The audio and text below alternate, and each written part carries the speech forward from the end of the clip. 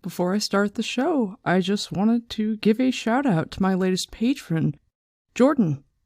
Jordan is my newest stone dog and super deserving of thanks because all of my patrons are awesome, and every time I get a new one, it fills my heart with warm fuzzies. Thank you very, very much, Jordan. Thank you, Stone Dogs. Thank you, Night Spears. Thank you, DK Moon, my Thunderwalker. I love all of my patrons. You folks are the best.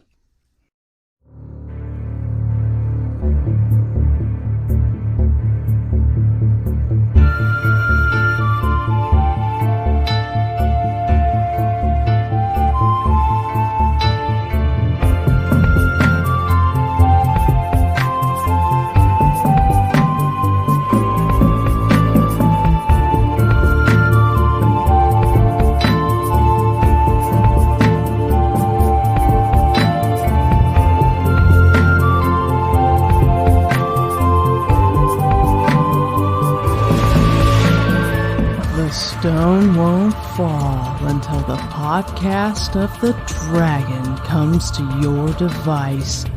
Hey everybody, my name is Morgan. You might know me as the Grey Warder on Twitter and Discord. Welcome to episode 23 of Podcast of the Dragon. Doviande Sitovia Sigane. Yes, I did say that in italics. Today we're continuing on with Matt, spending time with him in the White Tower and reveling in the subtleties of RJ's writing skill and ability with characterization. We'll also explore some of Matt's defining personality traits and reflect on his luck and his choices as he makes his way to Tyr.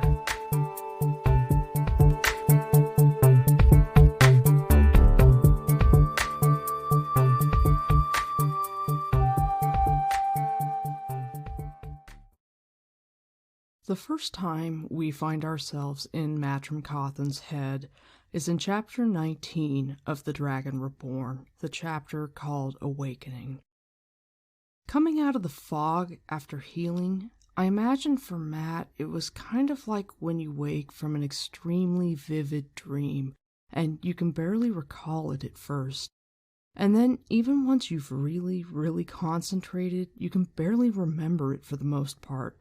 Like, a lot of it is hazy and you were struggling for the little bits and pieces you can grasp. And some of what you do remember of the dream, maybe it didn't happen in that dream. Maybe it happened in another dream and you're just not quite sure because only some of the dream is clear or feels like it's true. Only instead of a dream, it's his life. Matt opened his eyes slowly and stared up at the white plaster ceiling, wondering where he was and how he had come there. An intricate fringe of gilded leaves bordered the ceiling, and the mattress under his back felt plumped full of feathers. Somewhere rich, then, somewhere with money, but his head was empty of the where and the how, and a lot more besides. In trying to empathize with Matt, I imagine that maybe it might feel like an almost constant sense of déjà vu.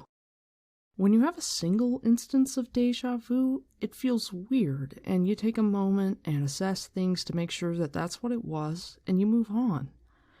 But I once had a period of days where I experienced déjà vu multiple times, and it was incredibly disorienting. Each instance made me less and less sure of my own experiences and reality. Before that time, I had always enjoyed it when I got déjà vu because it's such a novel sensation, but I've disliked it ever since because I'll never forget how weirded out I was not being sure if I had actually experienced what I thought I had experienced, because my sense of my own experiences degraded each time I felt it. And I'm wondering if that's kind of what it feels like for Matt. It's not as easy for me to identify with him as it is to identify with Rand or with Perrin, but I do know how disconcerting it can be to need to second-guess yourself, like, wait, is this real? Is this my life? And I can imagine how off-balance he must feel about the whole thing. The Dragon Reborn is a great transitional book, where Jordan is getting his other main POV characters where they need to be before the events of The Shadow Rising. He gives himself a single book to cover a ton of ground with Perrin, Egwene, and Mat, both in developing them as people and in leveling them up.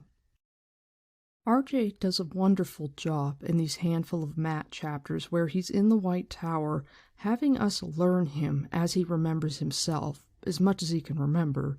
He lays the foundation for the intense distress that Mat feels at the holes in his memory, a distress so profound that when he's agitated inside the realms of the Eelfin and railing about what he wishes, just his angry outburst, he's just sort of like, I would like these holes in my fucking memory filled. And careful what you wish for, Mat.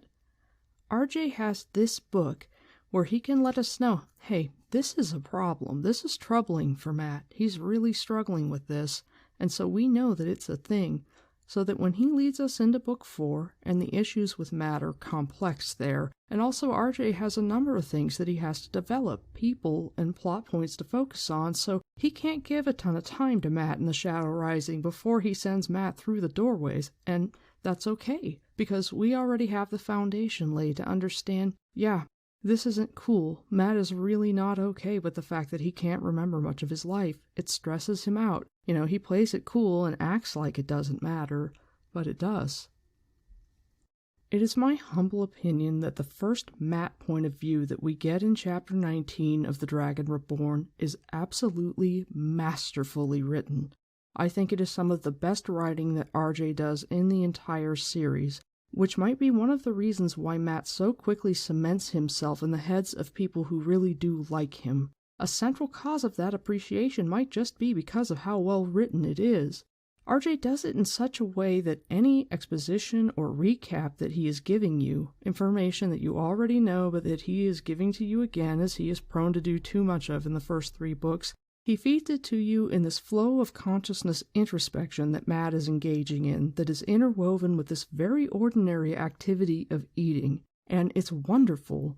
He describes this meal, and anyone that I have talked to about it says that this meal sounds badass. And the way that RJ describes food is wonderful. He describes food in several instances throughout the series, and except when it's spoiling or it's Elaine's bland pregnancy diet, it always sounds pretty great.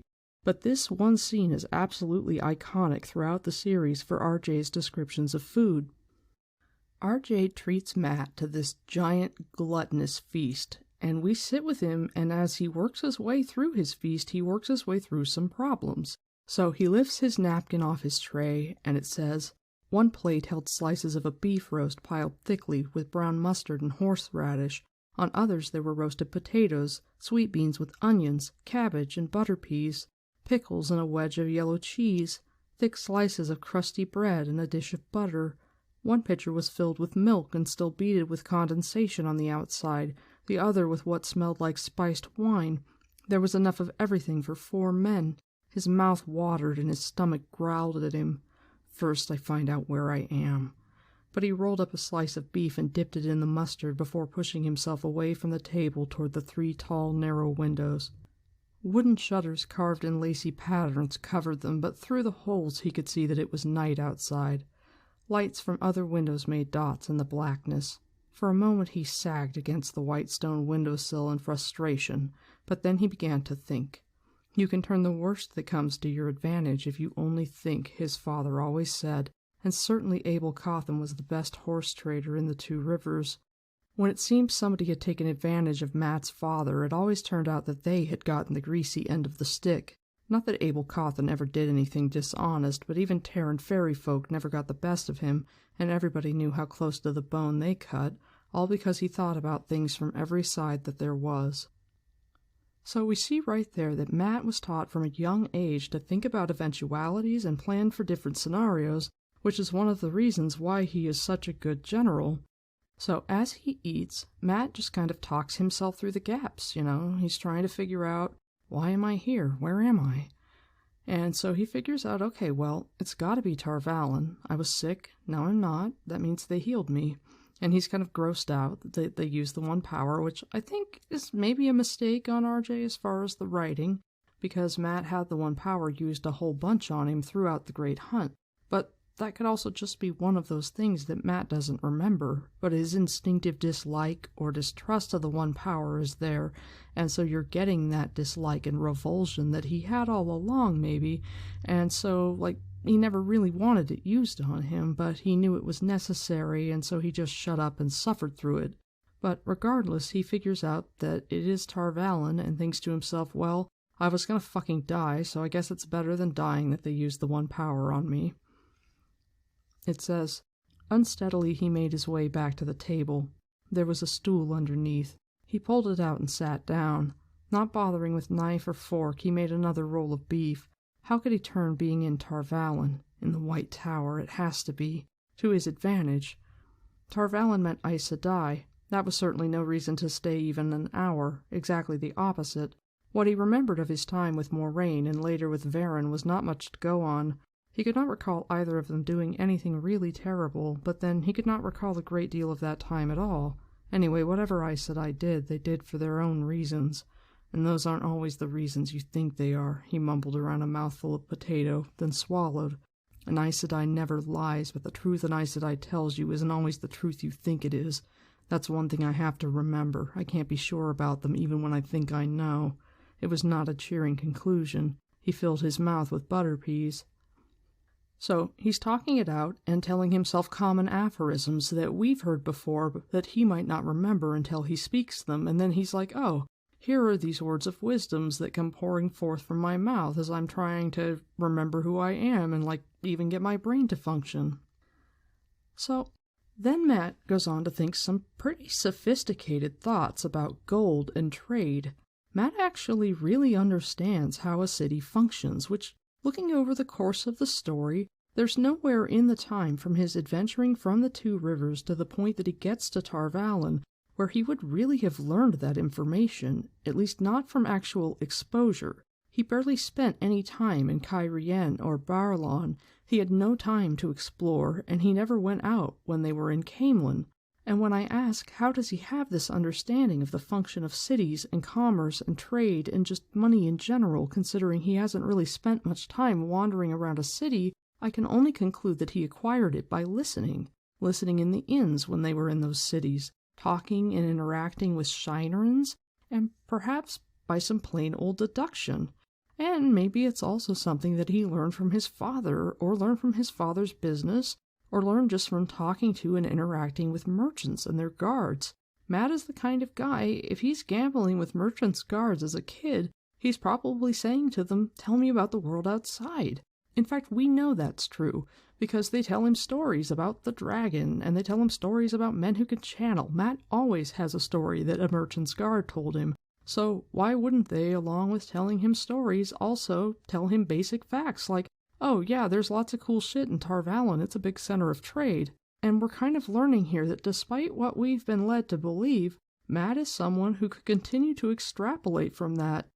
Oh, if it's a hub of trade from the borderlands to the south, that would make it the richest city in the world, and go on from there, because he actually does have a brain and the ability to put information together and draw further conclusions from that. So Jordan, while our lovable rogue is mowing down, emphasizes Matt's fear of the power, his mistrust of Aes Sedai, and then he has him remember that he blew the horn of Valir. And there's this cute bit where he's whistling a tune about being down at the bottom of the well, and it says, for the moment he felt sick again. Determinedly he tried to think, tried to penetrate the fog that shrouded everything in his head. Varen had been bringing the horn to Tar Valon, but he could not remember if she knew he was the one who had blown it. She had never said anything to make him think so. He was sure of that. He thought he was. So what if she does know? What if they all do? Unless Varen did something with it I don't know about, they have the horn. They don't need me. But who could say what Aes Sedai thought they needed? If they ask, he said grimly, I never even touched it. If they know, I'll handle that when it comes. Burn me. They can't want anything from me. They can't. So this sets up a sense of anxiety or distress, this burning desire to leave, which leads perfectly into the next chapter where Lanfear shows up to unnecessarily stoke paranoia in Matt about Aes Sedai and accidentally let him know, perhaps under the influence of his ta'veren, that Ishamael is going to want to dissuade or kill him, which Ishamael immediately starts doing as Matt begins to leave Tar Valon in a couple of days, and also to talk to him about her favorite thing in the world, the glory. And the funny thing about Matt is that even though in his inner narrative Lanfear is described as so beautiful that he forgets to breathe, he's not as swayed by her. Not as swayed by her even as Perrin, and definitely not as swayed by her as Rand, which pisses her off. When the best that she gets from him, when she's like, hey, do what you want. If these Aes Sedai want to use you and you're cool with that, that's fine. But you don't need to be a puppet, and you don't need to be prey for dark friends. I can help you out, remember your choices. And when she does all of that and puts in all of that effort, and Matt is just kind of like, yeah, I suppose, she's fucking pissed. It says, Celine's look sharpened. Friendliness sloughed off her voice like an old snakeskin. Suppose? I did not come to you like this, talk in this way, for suppose, Matrim Cawthon. She stretched out a slim hand. Her hand was empty, and she stood halfway across the room, but he leaned back away from her hand as if she were right on top of him with a dagger. He did not know why, really, except that there was a threat in her eyes, and he was sure it was real. His skin began to tingle, and his headache returned. Suddenly, tingle and pain vanished together, and Celine's head whipped around as if listening to something beyond the walls. A tiny frown appeared on her face, and she lowered her hand. So I'm pretty positive that she's holding a ward to make sure that nobody comes upon her, and this is triggered by Swan and Lyanna coming down the hall to visit and check on him. And before Lanfear fucks off, she's basically like, a lot of people want to kill you, and I'll guarantee you life, but you need to do what the fuck I say. And it says, Matt let out a long breath. Sweat ran down his face. Who in the light is she? A dark friend, perhaps, except that she had sounded as contemptuous of Baalzamon as she was of Aes Sedai. Dark friends spoke of Baalzamon the way anyone else might speak of the Creator, and she had not asked him to conceal her visit from the Aes Sedai. Right, he thought sourly. Pardon me, Aes Sedai, but this woman came to see me. She was an Aes Sedai, but I think maybe she started to use the One Power on me, and she said she wasn't a dark friend, but she did say you mean to use me and the Black Aja's in your tower. Oh, and she said I'm important. I don't know how. You don't mind if I leave now, do you? Going was beginning to be a better idea by the minute. He slid awkwardly off the bed and made his way unsteadily to the wardrobe, still clutching his blanket around him. His boots were on the floor inside, and his cloak hung from a peg under his belt with pouch and sheathed belt knife. It was just a country knife with a stout blade, but it could do as much as any fine dagger. The rest of his clothes, 2 sturdy wool coats, 3 pairs of breeches, 6 linen shirts and small clothes, had been brushed or washed as required and neatly folded on the shelves that took up one side of the wardrobe. He felt the pouch hanging from the belt, but it was empty. Its contents lay jumbled on a shelf with what had been emptied from his pockets. He brushed aside a redhawk's feather, a smooth striped rock he had liked the colors of, his razor and his bone-handled pocket-knife, and freed his wash-leather purse from some coils of spare bowstring. When he tugged it open, he found his memory had been all too good in this instance. 2 silver marks and a handful of copper, he muttered. I won't get far on that. Once it would have seemed a small fortune to him, but that had been before he left Emmons Field. He stooped to peer back into the shelf. Where are they? He began to be afraid the Aes Sedai might have thrown them out the way his mother would if she had ever found them. Where? He felt a surge of relief. Way in the back behind his tinderbox and ball of twine for snares and the like were his 2 leather dice cups. They rattled as he pulled them out, but he still popped off the tight-fitting round caps. Everything was as it should be. 5 dice carved with symbols for crowns and 5 marked with spots. The spotted dice would do for a number of games, but more men seemed to play crowns than anything else. With these, his 2 marks would become enough to take him far away from Tar Valon, away from Aes Sedai and Selene both. I love what the list of Matt's stuff says about him, because it really does kind of outline the character. It says that, along with having magpie-like tendencies with his feather and his rock, he is practical and prepared. He's got snare lines and bowstrings and the means of making fire, and he's already carrying multiple knives. Less for self-defense at this point than for the fact that different types of knives are better for doing different types of work. But I just happened to notice this when I was putting together this podcast, and I wondered if it might be foreshadowing, since we never hear of any of the other characters having more than one knife, except for Tom, of course. Matt's stuff also says that he has a lack of pretensions with his simple clothes, and he even says to himself that they're sturdy. They're plain but respectable. His knife is as good as a fine dagger. His stuff is as good as any lord's, already laying the foundation that he is as good as any fancy pants person. The fancy coat that he has made in the next book, he only does that because he wants to play cards with the people who have the real money. But this just shows on its own how simple that world building or characterization can sometimes be, just by giving an inventory. Inventorying someone's pockets gives you information about who they are. You really can learn a lot from the kind of shit that people have that they carry around. And maybe it's just because I'm a gear junkie that I find that so enchanting, but I really, really do. Then Matt gets a visit from the Amerlin seat and the Keeper of the Chronicles, where he learns that Swan has more or less trapped him. He's trying to think of how to get out of here, and then they show up, and they're basically talking over his head about his condition, and how he has eaten everything, and how he's probably still hungry. And it says, "I'm not hungry at all," he announced. "I'm fine. If you will let me put my clothes on, I'll show you how well I am. I will be out of here before you know it." They were both looking at him now. He cleared his throat. Mother." The Amerlin snorted. "You've eaten a meal for 5, and you will eat 3 or 4 like it every day for days yet, or else you will starve to death." And just as an aside, I love that RJ pays such close attention to subtleties when it comes to point of view.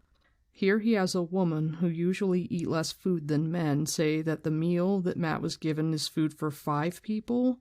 Matt, an adolescent male, looked at the meal and said it was food for 4. I just think that that's great attention to detail.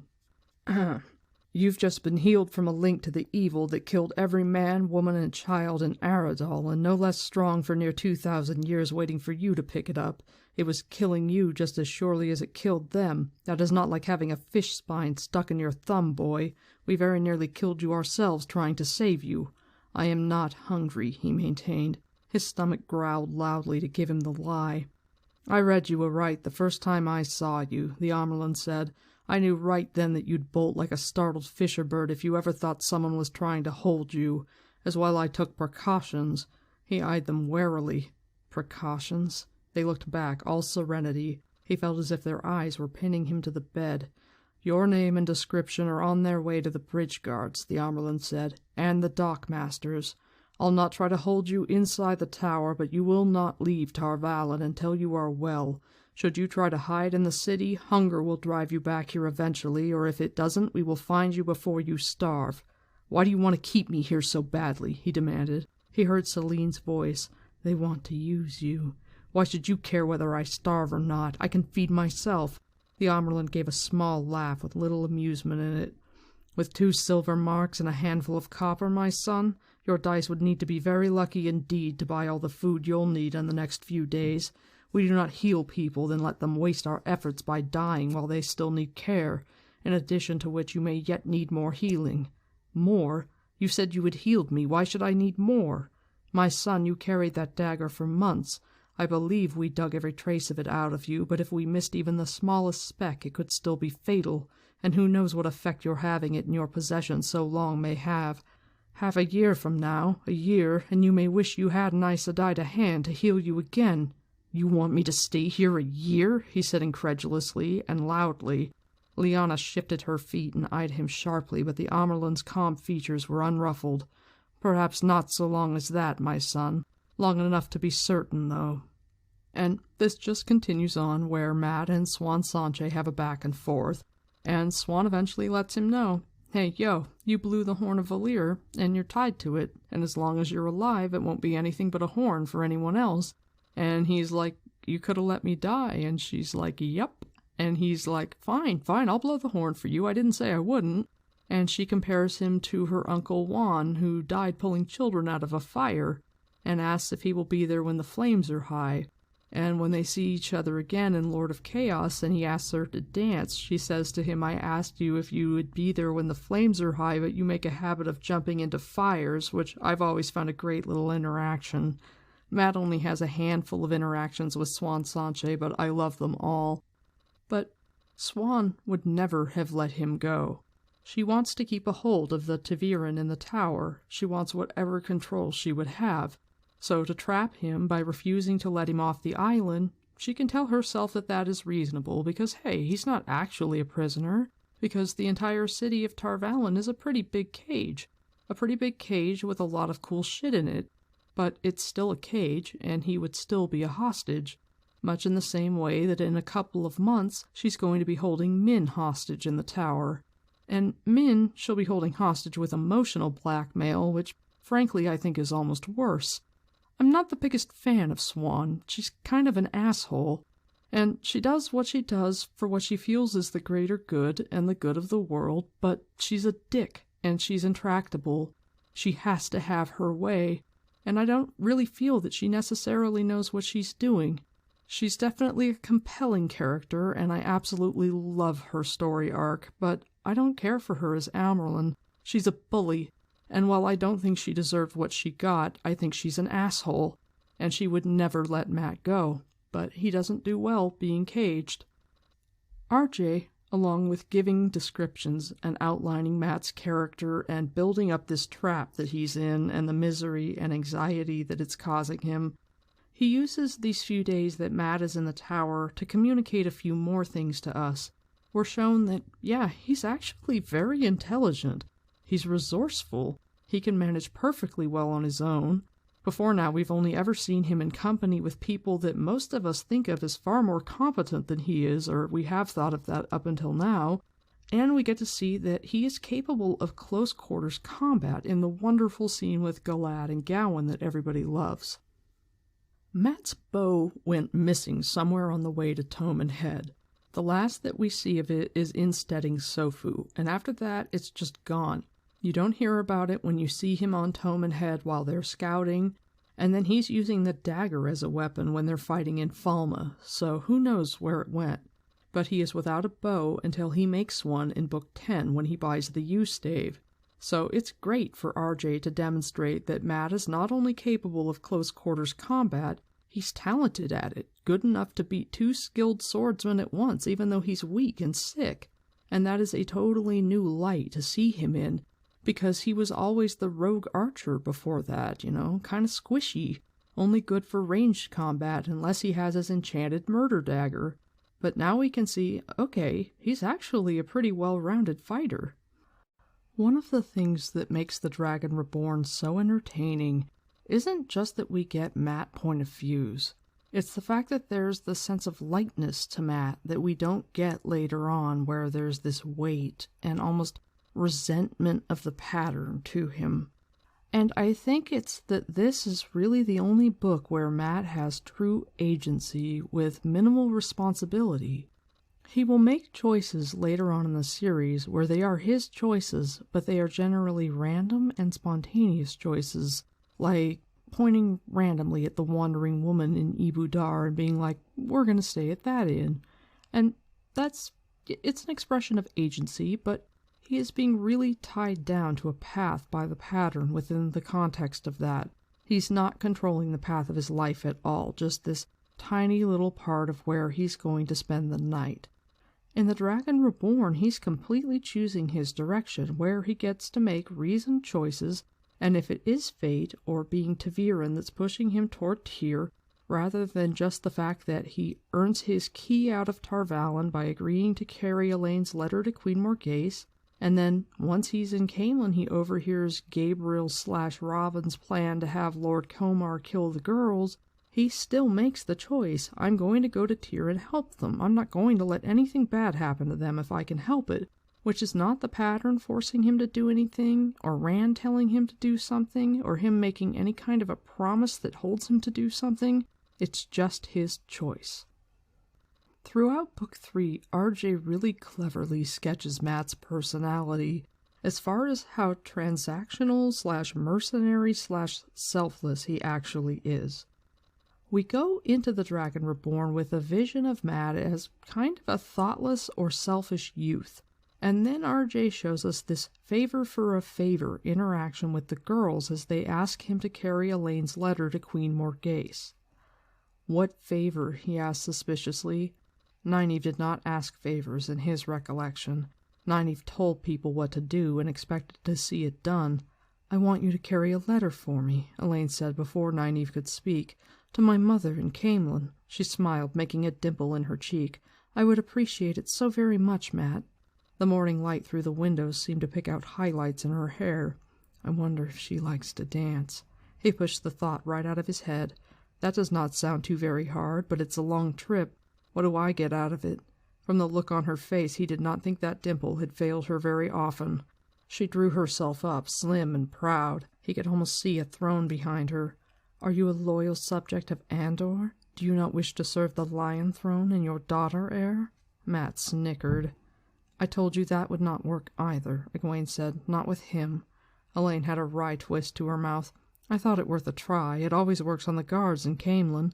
You said if I smiled. She cut off short, very obviously not looking at him. What did you say, Egwene? He thought, furious. That I'm a fool for any girl who smiles at me? He kept his outward calm, though, and managed to maintain his grin. I wish asking were enough, Egwene said. But you do not do favors, do you, Matt? Have you ever done anything without being coaxed, wheedled, or bullied? He only smiled at her. I will dance with both of you, Egwene, but I won't run errands. For an instant he thought she was going to stick out her tongue at him. If we can go back to what we planned in the first place, Nynaeve said in a too calm voice. The other two nodded, and she turned her attentions on him. For the first time since coming in, she looked like the wisdom of old, with a stare that could pin you in your tracks and her braid ready to lash like a cat's tail. You are even ruder than I remembered, Matrim Cawthon. With you sick so long, and Egwene and Elaine and I taking care of you like a babe in swaddling, I had almost forgotten. Even so, I would think you'd have a little gratitude in you. You've talked about seeing the world, seeing great cities. Well, what better city than Camelin? Do what you want, show your gratitude, and help someone all at the same time. She produced a folded parchment from inside her cloak and set it on the table. It was sealed with a lily in golden yellow wax. You cannot ask for more than that. He eyed the paper regretfully. He barely remembered passing through Camelin once with Rand. It was a shame to stop them now, but he thought it best. If you want the fun of the jig, you have to pay the harper sooner or later. And from the way Nynaeve was now, the longer he kept from paying, the worse it would be. Nynaeve, I can't. What do you mean you cannot? Are you a fly on the wall or a man?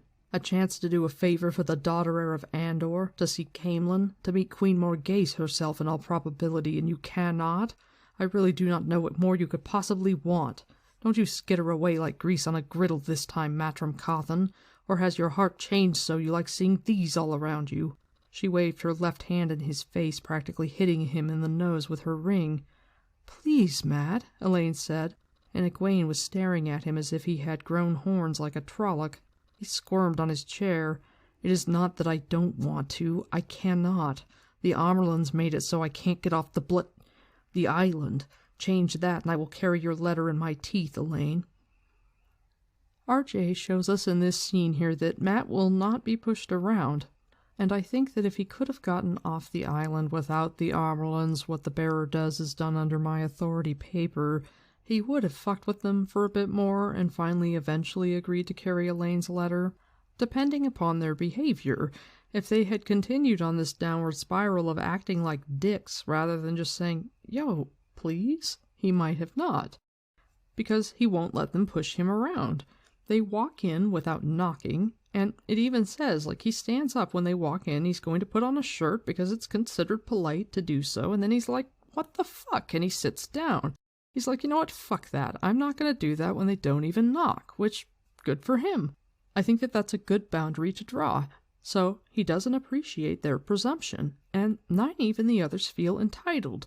Nynaeve more or less says, yo, we've seen your fucking dick. We wiped your ass. We were changing your diapers for ages, you know. We've been more intimate with you than we liked as we dealt with you while you were sick.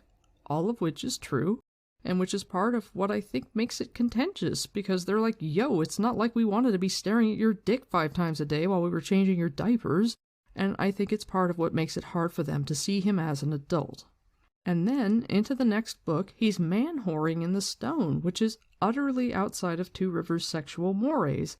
And that is particularly difficult when it comes to Nynaeve. I set Egwene aside, because Egwene is judgy about that shit, but she also has a different path, and she ends up being the one who kind of on her own, when he comes back into their lives when they're in Saladar, can see Mat and look him in the eye and accept him as he is. But Nynaeve, and by extension of her, Elaine, because Elaine believes Nynaeve and takes into account Nynaeve's understanding of Mat, Nynaeve sees Mat as a man-whore, and because within the confines of Two Rivers' sexual morality, women who are not within the institution of marriage aren't going to be as eager for sex as men, so in her mind, Mat has to be pushing his attentions on women and just generally being kind of a sleazy asshole, because the Two Rivers is so slut-shamey that no Two Rivers woman would welcome the attention he is giving women in the stone. And so Nynaeve has this vision of Mat, like a box that she won't let him outside of, where she generally has a fairly low opinion of him, and it's sort of like that opinion is locked in. And then Elaine takes her opinion as gospel until Mat shows her, I'm not fucking who you thought I was, and then she's like, oh, you're not what I was told. And yeah, I mean, Elaine should have just used her own fucking eyes, but Mat likes to be a dick as well, which I think is partly a defensive thing, and also partly just wanting to tweak the nose of people with pretensions, which I get, I really do get that. But after showing this scene where Mat is being transactional with friends, RJ goes on to unveil more of Mat's nature when it comes to how giving or selfless he is. He runs into Tom Marilyn in the inn The Woman of Tanchico as he's had his really lucky night. He has quit in the middle of gambling because he's freaking out about how lucky he is. He gets followed by the dark friends that he thinks are footpads. He climbs up on the roof and is attacked by the gray man on the bridge, flips out into the air and lands on top of him with spectacular luck. For the first time he says it's time to toss the dice as he flips them both off the bridge. And then, because he doesn't want to be seen standing over a dead body, he goes into the nearest inn and he sees Tom, and basically he shit-talks Tom for being a self-pitying drunk. And then he feels bad about it because Tom's pretty miserable. He's drowning himself in wine because he feels guilty about Dina's death, and he also feels guilty because he knows that his assassination of King Galdrian was one of the main causes of the civil war in Cairhien, and lots of people are dying because of it, and Tom doesn't feel great about that. So he's drowning himself in wine and putting himself in a situation where he's kind of like, yeah, this is a bad place for me to be, where I could potentially get killed, and, you know, good, I deserve it. And Mat's like, dude, you fucking sound like an asshole. You sound like you're feeling really sorry for yourself, and that's not normally what I would expect of you, and it's kind of pathetic. And Tom gets super pissed, and then Mat feels bad. And it says, the Gleeman had saved his life, and maybe more. A fate had been involved. That was why Tom's right leg did not work as well as it should. There could not be enough wine on a ship to keep him this drunk. I am going to Camelin, Tom. If you need to risk your fool life for some reason, why not come with me? So, this moment of Mat being giving is semi-transactional just in the sense that he feels like he owes Tom, but in inviting Tom along, he never actually mentions in his inner narrative, I owe Tom. It's just, he saved my life, and there's a sense of concern.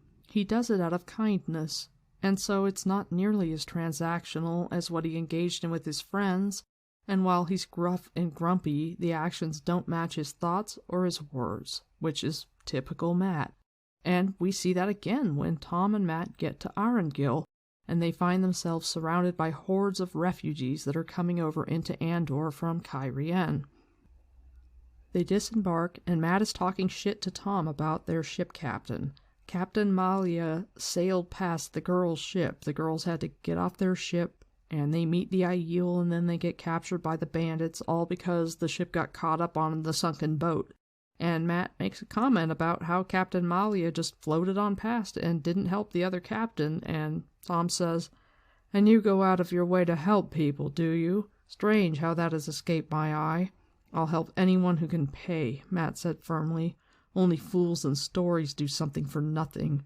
The two girls sobbed into their mother's skirts while the boy fought his tears. The woman's deep-set eyes rested on Matt for a moment, studying his face before drifting on. They looked as if she wished she could weep too. On impulse he dug a fistful of loose coins out of his pocket without looking to see what they were, and pressed them into her hand. She gave a start of surprise, stared at the gold and silver in her hand with incomprehension, then quickly turned to a smile and opened her mouth, tears of gratitude filling her eyes. "Buy them something to eat," he said quickly, and hurried on before she could speak. He noticed Tom looking at him. "What are you gawking at? Coin comes easily as long as I can find somebody who likes to dice." Tom nodded slowly, but Matt was not sure he had gotten his point across. "Bloody children's crying was getting on my nerves, that's all. Fool Gleeman will probably expect me to give gold away to every waif that comes along now. Fool." And this kind of sets the stage for Matt's pattern of engaging in acts of decency, and then telling himself in his inner narrative that he only did it to get something out of it in return. I only did it because they were crying and I wanted them to shut up. And for emphasis, later on in this chapter, which is called A Hero in the Night, he rescues Eludra. He and Tom are settling down for the night in the barn of the inn called the Good Queen, and Eludra comes in and she has dragged in her cart of fireworks, and then Tammuz and the other illuminators follow her and are going to cut her throat, and so Matt leaps down on the ropes and bowls them over. Tom throws him his quarterstaff and he knocks them all out, and she rewards him by giving him the fat roll of fireworks that he uses later on to blow a hole in the Stone of Tyr. And Eludra decides to leave and head off toward Lugard because she figures that Tammuz and the others will assume she went toward Camelin, and it says, Matt suddenly remembered that hard end of bread, and she had said she had no money. The fireworks would buy no meals until she found someone who could afford them. She had never even looked at the gold and silver that had spilled from his pockets when he fell. It glittered and sparkled among the straw and the lantern light. Ah, light, I cannot let her go hungry, I suppose. He scooped up as much as he could reach quickly. Eludra, I have plenty, you can see. I thought perhaps— He held out the coins toward her. I can always win more. She paused with her cloak half around her shoulders, then smiled at Tom as she swept it the rest of the way on. He is young yet, eh? He is young, Tom agreed, and not half so bad as he would like to think himself. Sometimes he is not.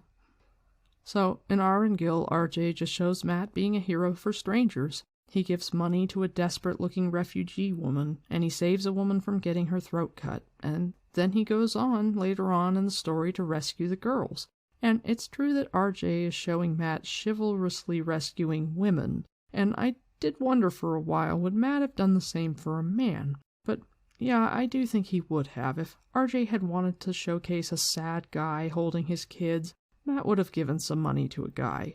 Matt does show kindness to men as well as women, and he did show Matt showing kindness to his friend Tom.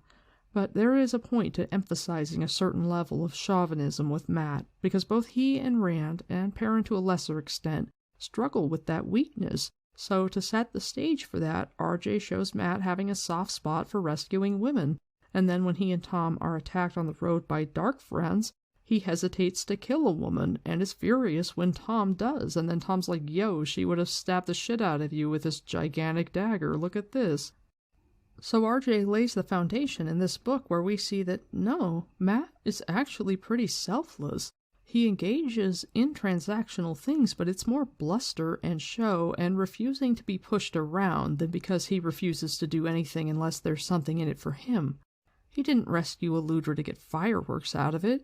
He just did it because it was the right thing to do. And yeah, it was impulsive, but he wasn't about to let somebody kill someone. Man or woman, he wouldn't have let somebody just kill someone who was defenseless. That's not cool. Matt doesn't let people hurt other people when people are in a weaker position. He doesn't like bullies. And so RJ shows us that, yeah, he's literally like Tom says, not nearly as bad as he wants people to think or as he thinks that he is. Because when the plot takes Matt to Camelin, where he overhears Gabriel/Robin's evil plot to kill the girls, he immediately sets off to save his friends and tells Tom, I gotta get to Tyr. I've got a wager with Gabriel, and he rolls the dice and it's like, I always win. So RJ uses the Dragon Reborn to make certain that we are aware of these personality traits that are pure Matt, pre-Eilfin Matt. And he does it while Matt is still feeling reasonably happy, so pre-Stone of Tyr Matt as well, pre-back in Rand's sphere of existence Matt. where he feels trapped by Taviran. It says while Matt is leaving the tower, with as light a heart as he could remember having in years, or so it seemed, he began to hum "We're over the border again," heading toward the harbor where vessels would be sailing down to Tyr and all the villages along the Aran in between. And admittedly, this is before he starts gambling and his luck goes nuts, and then he gets followed by the dark friends that he thinks are footpads, and ends up killing the gray man that he doesn't know is Shadow Spawn. And then later on in the night, on Captain Malia's boat, he ends up killing 2 other people and tells himself, "I've killed 3 people in one night. I've never hurt another person before," because he does not remember the people that he killed in Falma. So maybe Matt's lightheartedness really only lasted until he started gambling like crazy and got accused of having the Dark One's luck. And speaking of the Dark One's own luck, Jordan also makes use of this book to develop the first of Matt's powers and to have him gain some understanding of it. So the chapter The First Toss, aka Matt's Lucky Night, is one of the most entertaining chapters in The Dragon Reborn, and honestly one of the most entertaining chapters throughout the entire Wheel of Time. And for first-time readers who haven't gotten Matt's point of view yet, I always notice in read-through podcasts it seems like the podcaster who is familiar with the series is always very excited for their first-time readers to get to this chapter because of how fun it is. And just, it's partly entertaining, I think, because suddenly Matt is really interesting. It's not just that he's interesting, or what marks him out is the fact that he has this evil murder dagger from this city that is cursed and poisons him, or that he's blown this horn that calls heroes back.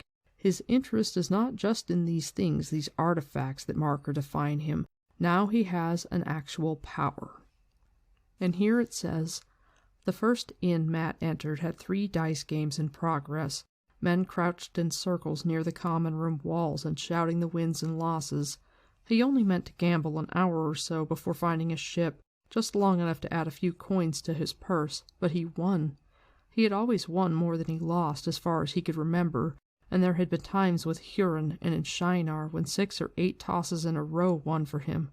Tonight every toss won. Every toss. From the looks some of the men gave him, he was glad he had left his own dice in his pouch. Those looks made him decide to move on. With surprise he realized that he had nearly 30 silver marks in his purse now, but he had not won so much from any one man that they would not all be glad to see him go. And all of this is fine, like, he's a little weirded out by it, but it's not super disturbing, as long as he's only gambled for 30 minutes.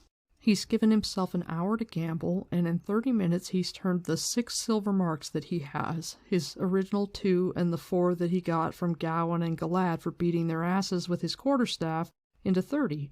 But he's gonna go to the docks, and then the seafolk guy who lost a whole bunch of money is like, "Dude, come on, I want to get my money back." And Matt's like, "Well, I've only used half an hour, and I was going to give myself a whole hour, so yeah, I'll go into another inn with you, and you can bet on me, and you'll win your money back." And it says, he won again, and it was as if a fever gripped him. He won every throw.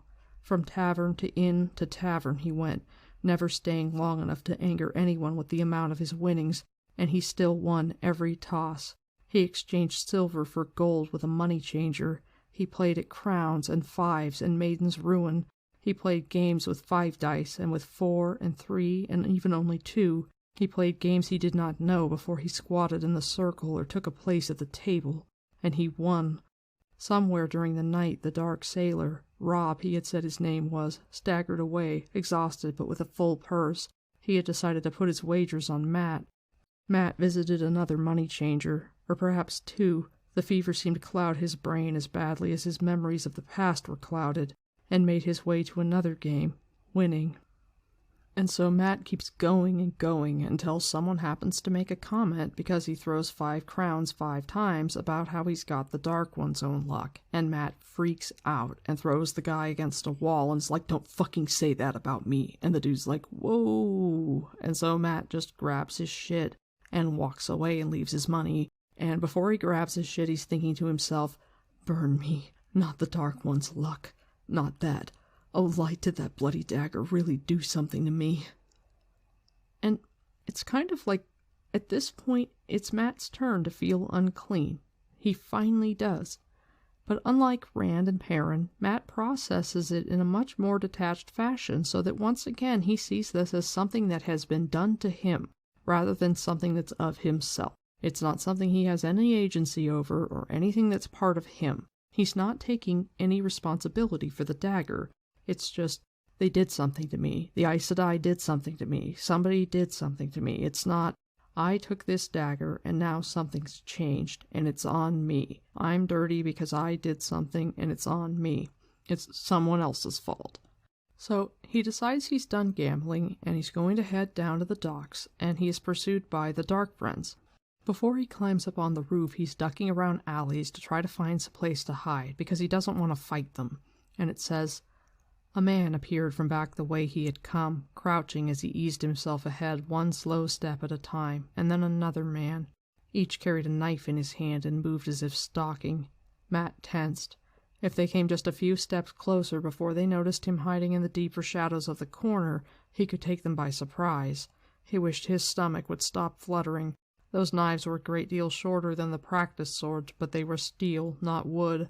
One of the men squinted toward the far end of the narrow street, and suddenly straightened, shouting, "Didn't he come your way, then?" "I have seen nothing but the shadows," came the answer in a heavy accent. "I wish to be out of this. There are strange things moving this night." Not 4 paces from Matt, the 2 men exchanged looks, sheathed their knives, and trotted back the way they had come. He let out a long, slow breath. Luck. Burn me if it's not good for more than dice. And then he decides, okay, well, I'm not going to take the streets anymore. I don't want to deal with this. So he climbs up on the sky bridge and gets attacked by the gray man. And because he's about to get a knife in the throat, he flips them both out into the air and says it's time to toss the dice. And he attributes his survival to luck. And throughout the rest of The Dragon Reborn, Matt is trying to understand his luck. As he and Tom Marilyn are leaving Tarvalon on a Terran ship with a captain who hates Aes Sedai and is endlessly gushing about the High Lord Salmon, aka Balal, and how wonderful and smart he is, it says, Matt was beginning to wonder if the luck that had been with him all night had deserted him at last.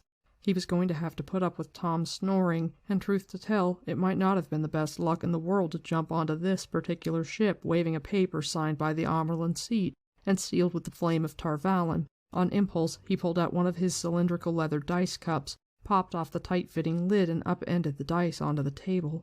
They were spotted dice, and 5 single pips stared up at him. The Dark One's eyes, that was called in some games. It was a losing toss in those, a winning in other games. But what game am I playing? He scooped the dice up, tossed them again. 5 pips. Another toss, and again the Dark One's eyes winked at him. "If you used those dice to win all that gold," Tom said quietly, "no wonder you had to leave by the first ship sailing." He had stripped down to his shirt and had that half over his head when he spoke. His knees were knobby and his legs seemed all sinew and stringy muscle, the right a little shrunken. "Boy, a 12-year-old girl would cut your heart out if she knew you were using dice like that against her." "It isn't the dice," Matt muttered. "It's the luck. Aes Sedai luck, or the Dark One's luck." He pushed the dice back into the cup and capped it. So he's trying to puzzle it out. The whole evening has left him incredibly unsettled, and so he's like, what's going on here? What's going on here?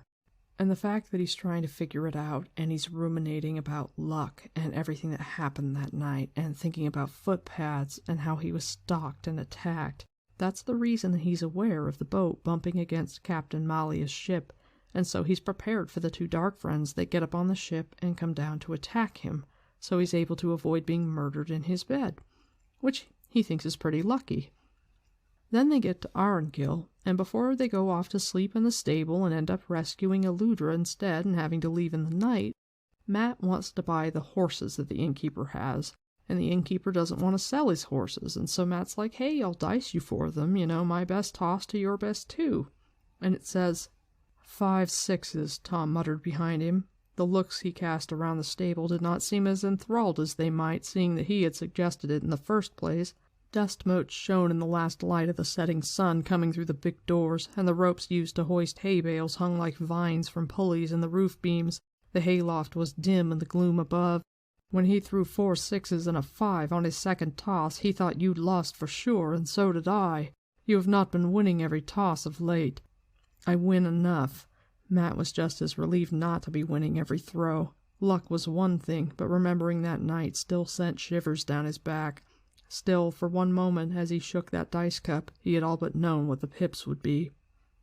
So that gives us a little insight into, okay, Matt's luck is something that he can feel. If it's strong enough, he can tell that it's going to work. And then he gets to Camelin, and he ends up having to sneak into the palace because he's sent away from the gate by Gabriel's men, who act like dicks when they find out that he has come from Tarvalon. So he decides to climb over the wall and get in the same way that Rand did, admittedly by accident in his case, and he depends on his luck to get him safely into the palace. When he says he's going to do it while he's still in the library of the Queen's blessing, it really fucking alarms Basil Gill, and Matt happens to pull Gill's dice cup off the mantle, and he spins out the dice and once again gets the Dark One's eyes. And Gill makes the comment, "That's the best or the worst depending on your game. Why don't you go out and lose some money with that dumbass? I'll get the Daughter's letter to the palace." And I think that RJ has Matt roll the Dark One's eyes in these situations where things are super dangerous or ambiguous. Having him roll it on the ship to be like, because everything's in flux and Matt's trying to figure out what the fuck happened tonight. What the fuck happened tonight? And it was such a mix of luck and danger and narrow escape that he's throwing the Dark One's eyes over and over again, or being like, "I've got to sneak into the palace to get Elaine's letter to the Queen, and then he's going to find out about this plot to murder the girls, and so he's throwing the Dark One's eyes." So it's like the dice are saying, hey, fucking high stakes here, it could be really good, it could be really bad, you don't know. Do you win? Do you lose? But RJ has Matt finally solidify his understanding and figure out his first power, his luck, when he gets to Tyr. He's looking for Komar, who's there to kill the girls, and he's very methodical with his looking. He does it with a pattern. He's like, we'll just go to every inn, we'll check them all, we'll find him, we'll do it before he kills the girls. And he goes so hard that he ends up being exhausted. And out of exhaustion, Matt ends up walking past 3 inns. And Tom's like, yo, we need to go to sleep and go out again in the morning because you've walked right past a bunch of inns. And Matt's like, okay, I'll go into this last one. So it's the first one that he goes into at random, and there's Komar. And Komar has been gambling all night, stealing money from people with his weighted dice. And Matt's like, oh, he wins, does he? That's interesting. I'd like to try my luck against somebody else who wins. And so he sits down, and after Komar's toss, Matt snags the weighted dice before Komar can do the sleight of hand trick to swap them out. It says, he spilled the dice onto the tabletop. They bounced oddly. He felt something shifting. It was as if his luck had gone wild. The room seemed to be writhing around him, tugging at the dice with threads. For some reason he wanted to look at the door, but he kept his eyes on the dice. They came to rest. 5 crowns. Komar's eyes looked ready to pop out of his head. You lose, Matt said softly. If his luck was in to this extent, perhaps it was time to push it. A voice in the back of his head told him to think, but he was too tired to listen. I think your luck is about used up, Komar. If you've harmed those girls, it's all gone. So, Rand has to be walking past the door, and that's why Matt feels an urge to look. And it's like, there are times when Matt senses that intense tugging of his luck, but I almost think both Rand and Matt in that moment, their Taviran is overlapping or something, so that it's like the two of them working together completely worked against the dice. Like, I don't know that Matt's luck alone could work against weighted dice. It can work against things that are random, but things that have actual intention, not so much. But Rand can cause things that are incredibly unlikely to happen, and so Rand absolutely could make weighted dice fall a different way, and so I think the two of them worked in conjunction there. So, Komar hears that Matt's after the girls, hears him use his name and threaten him, and he tries to stab Matt, and Matt fights him and ends up killing him, in much the same way that he kills the Grey Man, through an act of acrobatics, flipping him over the table and breaking his back. And they run from the inn. The innkeeper tells them to get the fuck out, and Tom, once they're out in the street, is like, yo, we gotta fucking move. It doesn't matter if the innkeeper lies and gives the Defenders of the Stone a made-up description, they will arrest any foreigners nearby. And Matt says, it's the luck, Matt mumbled. I figured it out. The dice. My luck works best when things are random, like dice. Not much good for cards, no good at stones, too much pattern. It has to be random. Even finding Komar. I'd stopped visiting every inn. I walked into that one by chance. Tom, if we are going to find Egwene and the others in time, I have to look without any pattern. And so they look for the girls for days at random, just going into different inns. And the pattern needs those extra days to get everything together in a line and gather all our protagonists together. And then Tom, who has had a cough since they arrived in Tyr, eventually gets so sick that Matt has to take him to Mother Gwenna, where he learns that, yeah, the girls were here. And it says, "Light, I walked right past this place the first night. Right past them. I wanted random. What could be more random than where a ship docks on a rainy night and where you happen to look in a bloody lightning flash?" So, compared to Rand and Perrin, who have powers that are relatively simple, all things considered, Matt's are super complex.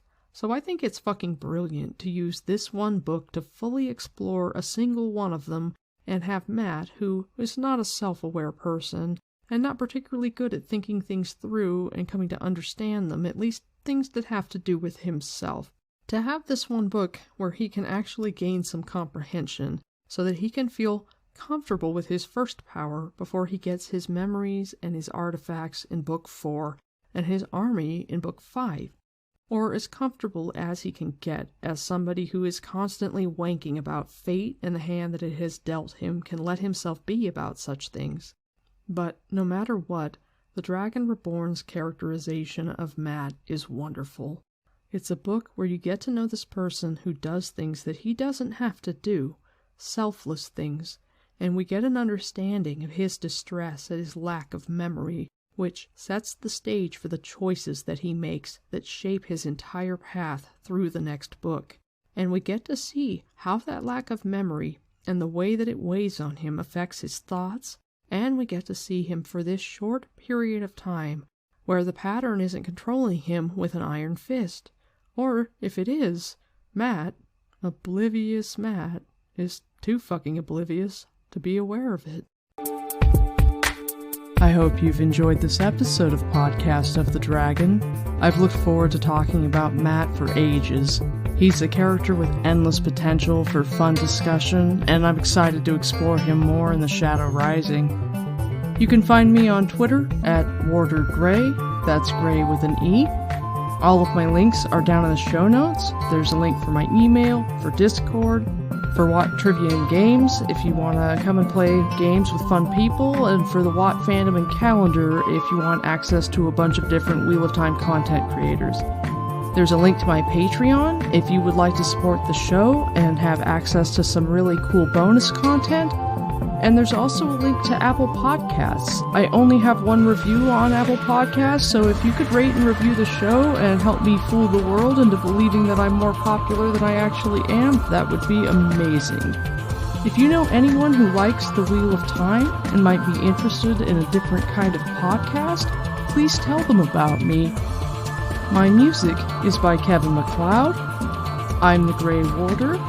And I'm not a big fan of brown mustard and horseradish, but if the Aes Sedai had brought me some garlic mayonnaise that I could spread on that crusty bread, I'd have to use that good-as-any fine dagger knife to slice some of that yellow cheese, and I'd have made a fuckload of roast beef sandwiches. Like, I love roast beef. Also, what are butter peas? Are they just buttered peas?